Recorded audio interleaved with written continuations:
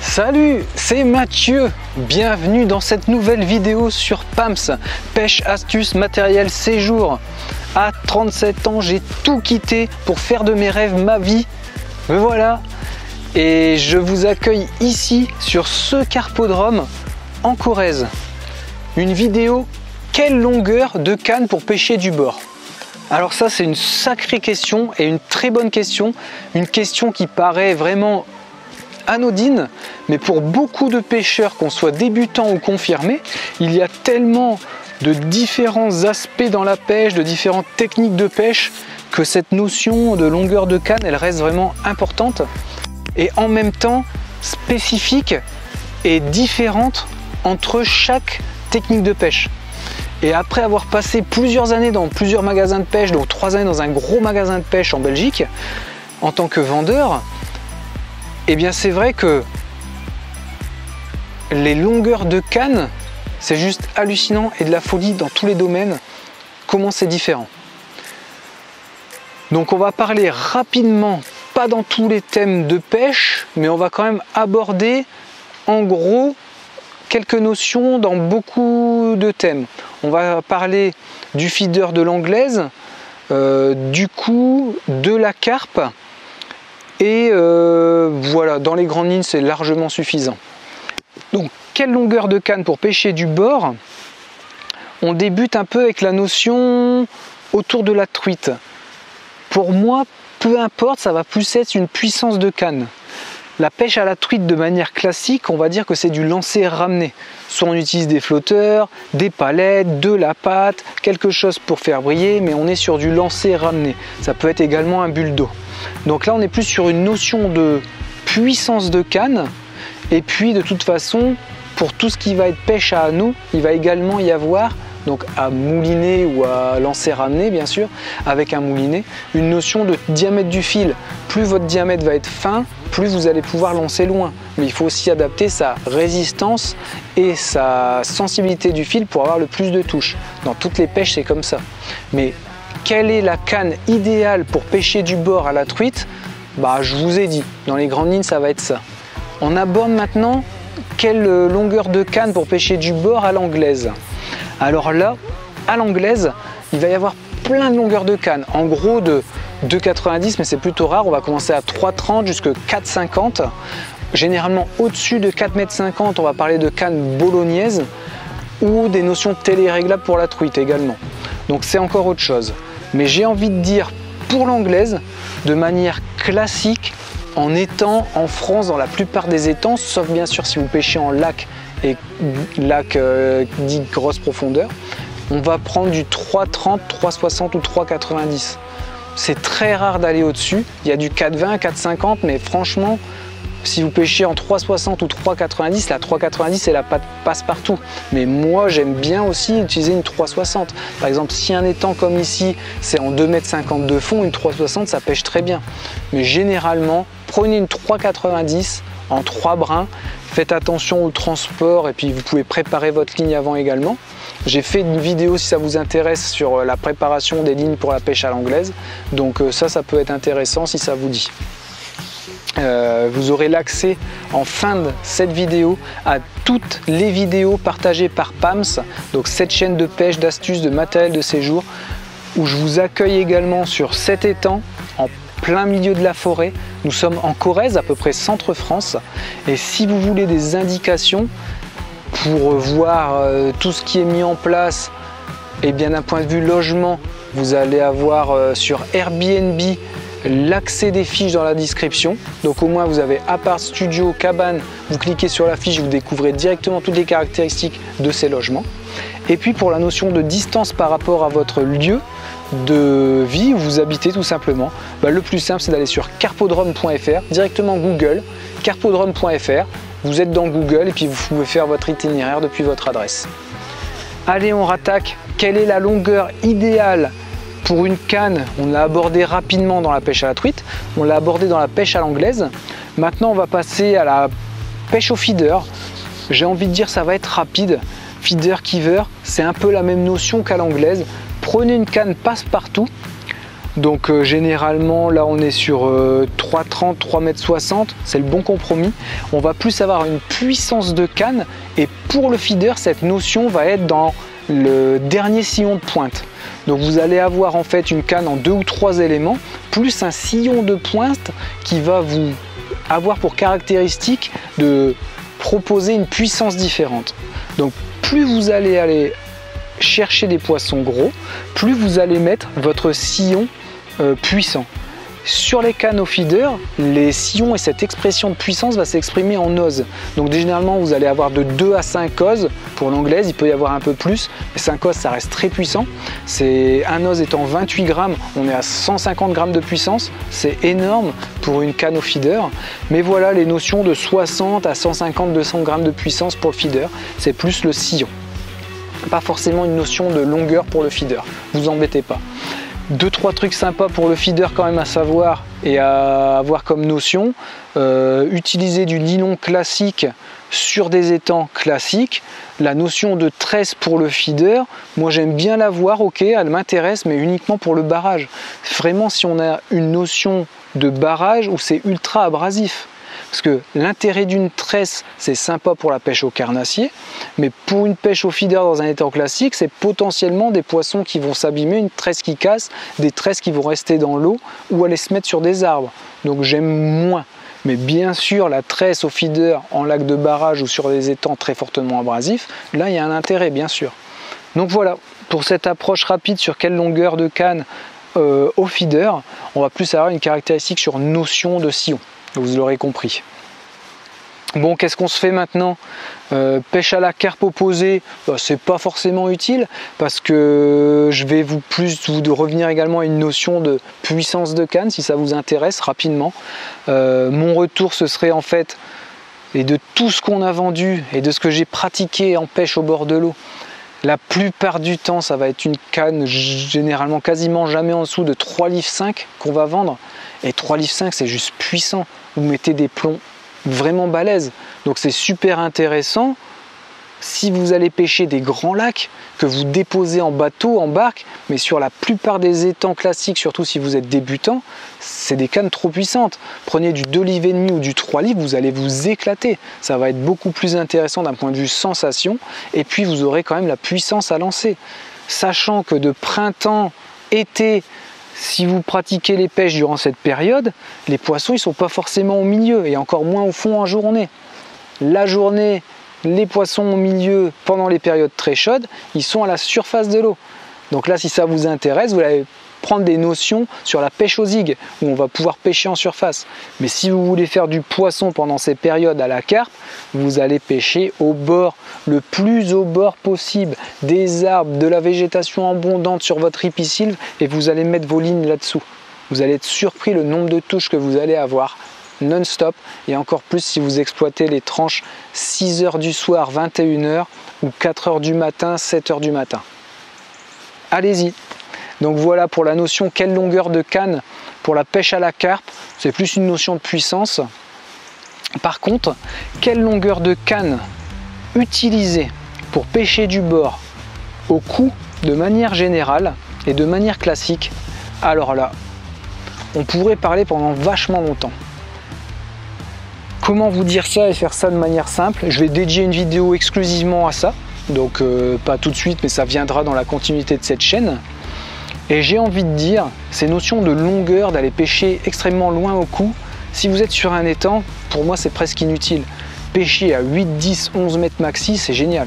Commencer à aller pêcher régulièrement à 11 mètres ou 13 mètres dans un étang, pourquoi s'il n'y a pas de pêcheur autour? L'intérêt de ces longueurs de canne va être en fait, si encore il y a un intérêt, tellement il y a une mécanique et une action de l'amorce et une stratégie d'amorçage qui est importante. Ok, si vous êtes à 4 mètres et puis vous avez deux voisins à 13 mètres, ça peut jouer un peu, mais quoique. Bon allez, on va pas parler de tout ça maintenant. Par contre, la notion de longueur de canne, là elle est intéressante si vous faites quelques concours par exemple au cou. Parce que généralement les concours sont limités en longueur. Des concours limités à 10 mètres, c'est très très rare. Souvent c'est 11,50 mètres minimum.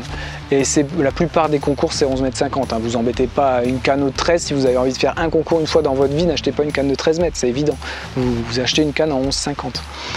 les différentes gammes de cannes et qualités de cannes, j'y reviendrai plus tard dans d'autres vidéos également spécifiques sur cette future playlist pêche au cou. Il y a déjà quelques vidéos, je vous invite à les voir en fin de la vidéo, mais la playlist pêche au cou est juste au tout début et elle va se développer de manière beaucoup plus intéressante dans les mois et les années à venir, bien sûr.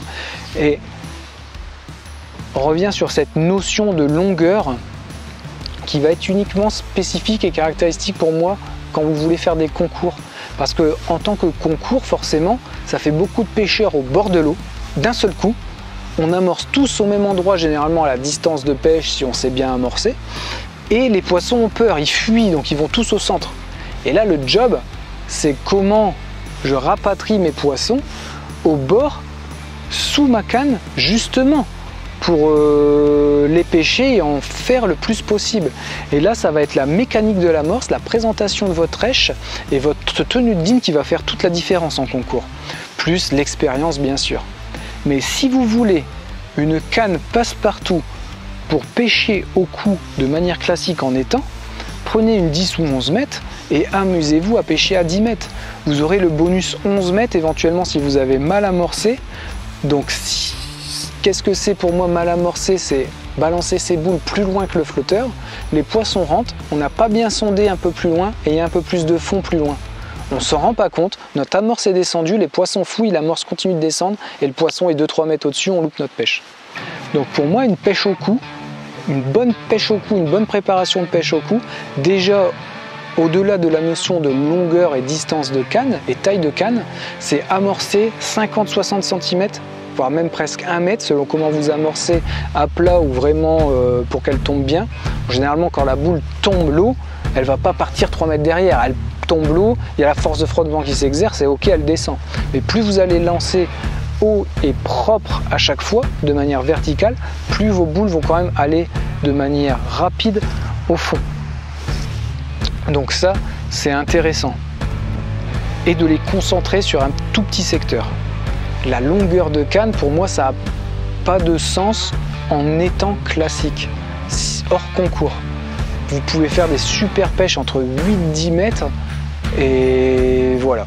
Je sais que c'est un débat pour certains pêcheurs, il faut absolument pêcher à 11 mètres. Je l'ai entendu pendant des années et des années. J'ai pas envie de parler de ça parce que pour moi c'est un peu inutile. Il y a aussi votre fréquence de pêche. Bien sûr, si vous faites des conclusions mais que vous pêchez une fois ou deux tous les mois ou tous les 2 mois, ben voilà. Moi pendant des années j'ai pêché au minimum 2 à 3 fois par week-end. Et voire même j'ai fait 7 mois, 6 mois non-stop, tous les jours, 3 fois par jour, à changer de poste tous les jours et même de lieu de pêche pour vraiment essayer de progresser. Et c'est vrai que là, pendant ces 6 mois, j'ai énormément progressé. Tous ces concours que j'ai fait pendant des années où j'étais entre 3e, 5e, 6e de dizaine, bien sûr une fois 1 ou 2, et bien au bout de 6 mois, c'est devenu les 7 concours qui ont suivi, 1er ou 2e de dizaine. Juste parce que j'étais devenu une machine à pêcher entre guillemets. Pas une machine au pur sens du terme, mais juste l'habitude et la fréquence de pêche durant ces 6 mois qui avaient précédé. Donc j'ai au moins fait 180 sorties pêche au cou et vraiment dans un état d'esprit de m'améliorer en 6 mois. Donc forcément au bout de 6 mois, je pouvais presque pêcher les yeux fermés. C'est ça qui était assez hallucinant. Et c'est ce qui me travaillait les années précédentes quand j'étais en cours. Et c'était la transition en fait entre fin d'études et puis début de travail professionnel. J'ai eu 6 mois de vide et je me suis dit allez, j'y vais à fond et on voit s'il y a des trucs magiques pour la pêche ou si c'est la pêche. Bah, finalement, je dirais que c'est plus la notion de pêche, d'expérience et bien sûr toute cette approche quand on va continuer à aller de plus en plus dans la précision. Aller très loin dans la précision en termes de pêche au cou, c'est vraiment réfléchir à le montage de ses lignes, l'élaboration de ses lignes, la sélection de ses plombs, la sélection de ses bas de ligne, la sélection de ses hameçons. Tous les hameçons ne vont pas être utilisés dans un même paquet si vous voulez aller très loin dans la recherche et optimiser vos lignes pour la pêche au cou.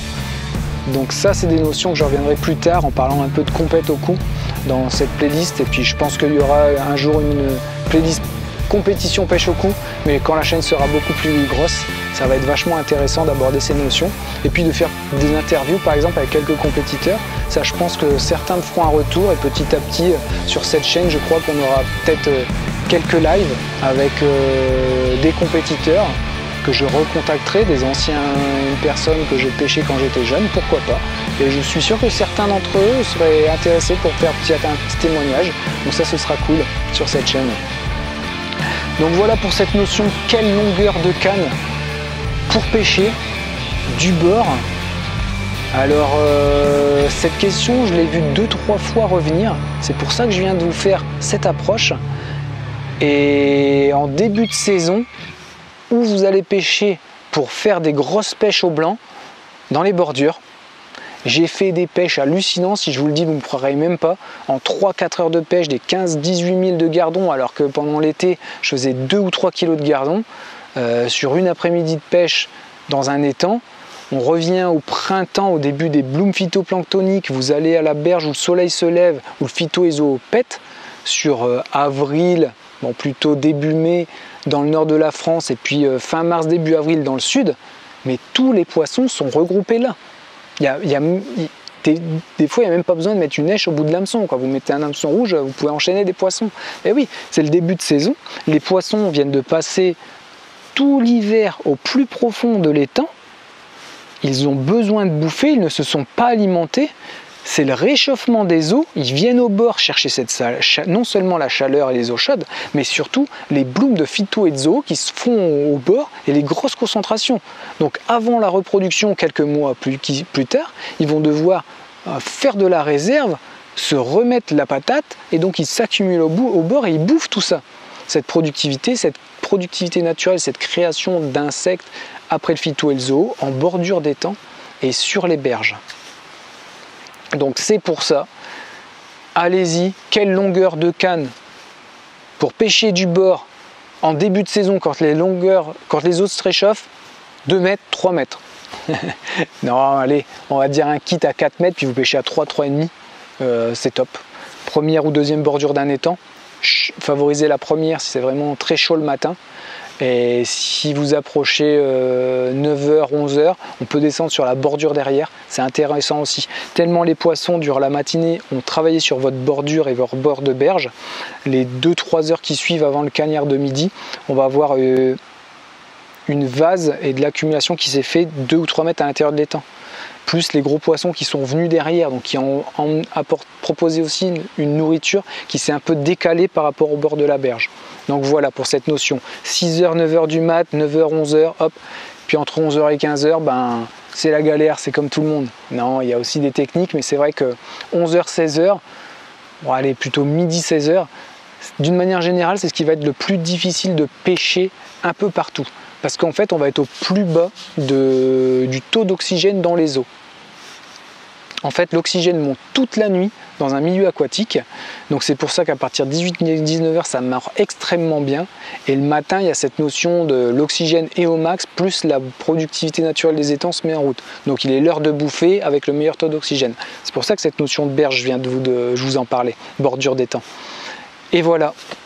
Ensuite, dans le cagnard, l'oxygène diminue. C'est pour ça que généralement, entre 11h et 15h, les poissons en plein été ou au printemps sur des zones bien chaudes vont sortir du centre de l'étang et vont aller soit mis au tiers d'eau, soit se rapprocher des bordures, tout simplement. Et le soir, ils vont recirculer et aller partout. Bon, j'ai un peu débordé sur cette vidéo. Quelle longueur de canne. J'espère quand même que ça vous a intéressé dans les grandes lignes. Cette chaîne et moi, donc Mathieu, j'ai tout quitté à 37 ans pour vous partager ma passion de jeunesse, vous accueillir également sur cet étang en pleine forêt en Corrèze. Je vous ai dit en début de vidéo, mais c'est vraiment une passion et un but de jeunesse que d'avoir mon étang, vous partager tout ça et aller aussi petit à petit vers une autonomie alimentaire énergétique. J'ai mis plus de 20 ans à passer à ça, à penser à ça, tous les jours, et c'est seulement maintenant, à bientôt 40 ans, là, ça se rapproche, que je mets ces actions-là chaque jour. Et merci beaucoup de votre retour, vos retours dans les commentaires, les abonnements qui font que augmenter, parce que c'est aussi ça qui donne une certaine énergie à continuer et à passer certains paliers qui ne sont pas si évidents, et encore plus pour un Français. pour tout simplement se construire et réinvestir tout ce que je pourrais créer. Pour le moment, je ne suis pas encore dans la création abondante, mais j'espère que je suis sur le chemin. Et l'objectif, c'est de tout réinvestir pour développer à fond cette chaîne de pêche et d'autres choses. Je vous laisse découvrir ça dans les mois qui arrivent. Allez, faites de vos rêves votre vie. On se donne rendez-vous cet après-midi pour une vidéo de pêche. Pêche de la carpe au cou en bordure, amorçage sur eau, pêche à la mûre. Vous allez voir ça, je vous laisse découvrir. Et également, je vous donne rendez-vous lundi pour une vidéo, un petit montage que j'ai fait, 8-10 minutes. J'ai fait une pêche et j'ai sorti un des plus beaux poissons de cet étang. C'est la vidéo de lundi après-midi. Abonnez-vous si ce n'est pas fait, bien sûr c'est gratuit. J'espère que vous pouvez faire chaque jour un peu plus de vos rêves, votre vie, ou que vous en rapprochez tout du moins. À demain, à cet après-midi. Salut!